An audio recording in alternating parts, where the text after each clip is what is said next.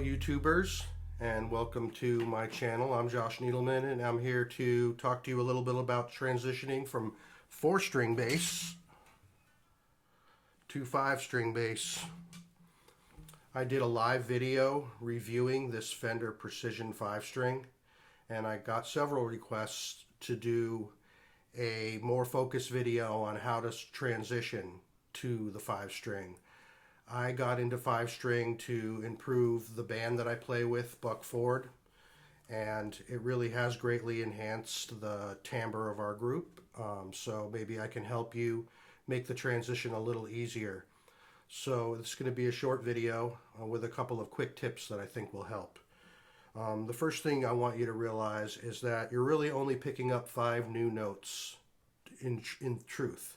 You're picking up low B, C, C sharp, D flat, D, and D sharp, E flat. And then you're back to E, which is really cool to know. So we're all using this as A. We love playing an A here. That's a really great place to play in the middle of the bass guitar neck. So now you have E right here. That's the first thing I want you to notice. So you can play E songs, which are very popular, here now. And that's the first thing I noticed, is like, wow, I can play an E as if I'm in A. And then it led me to realize too that I could play in D with that same kind of concept. And we all know that D and E flat are kind of the weak keys on a bass. So now they aren't anymore. You have this nice key of D here. We're used to that being G, right? And everybody loves playing in G here. Now you can go, you can play in D at the 3rd fret. So that's the main thing that you need to realize. Where you're used to playing in G, now you're playing in D.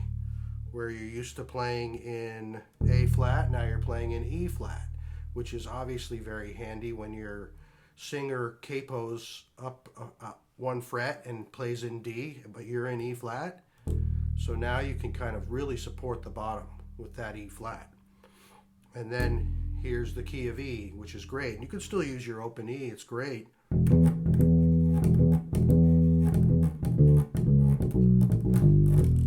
You still have that pedaling E effect, but now you can kind of treat E as A. And then it really works just as well as before. You have to be a little bit more careful with your string crossings, and now your center string is A, and sometimes I find that weird making that cross, and I kind of have to mute a little bit differently. So if I'm playing up on the top 2 strings, it can be a little awkward sometimes, or it was.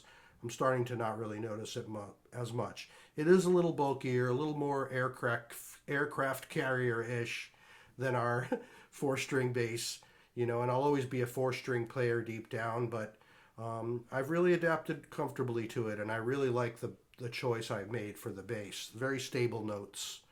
And there's one last thing I want to point out, is that it's really great, as we know, to, like, when we play in C here, to use that, the 8th fret C sometimes up here. Now you can do that with G up here, you know. And then you have, you know, your G flat, etc. So, and then it's also great to know that, like, if you're in B flat, you have these notes below you in the minor and major, of course, to work with. So if you have like a 1-3, you can go down to the 3 chord like there, and then the 6-4. So you have a lot of unexpected flexibility with the 5-string bass. I hope you found this video useful and that you'll like the channel, and have a great night, and I'll talk to you soon.